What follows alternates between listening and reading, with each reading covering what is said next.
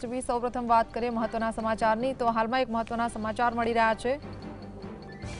Vadodara Waghodia જીઆઈડીસીમાં crane તૂટી પડતા કામદારનું મોત થયું છે।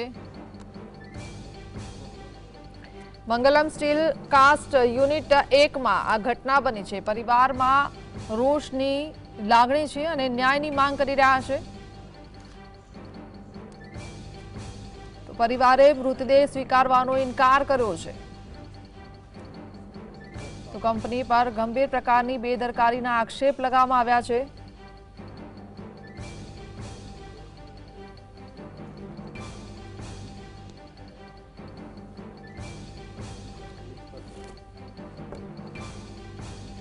તો વડોદરા વાઘોડિયા જીઆઈડીસીમાં ક્રેન તૂટી પડતા કામદારનું મોત થયું છે। પરિવારમાં રોષની લાગણી છે અને ન્યાયની માંગ કરી રહ્યા છે।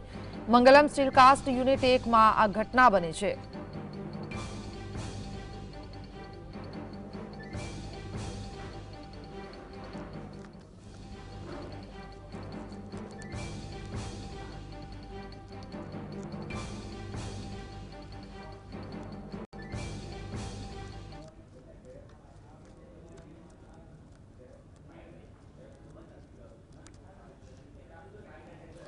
સંવાદદાતા રૂપેશ જોડાય છે। રૂપેશ, શું જાણકારી આ ઘટનાને લઈને?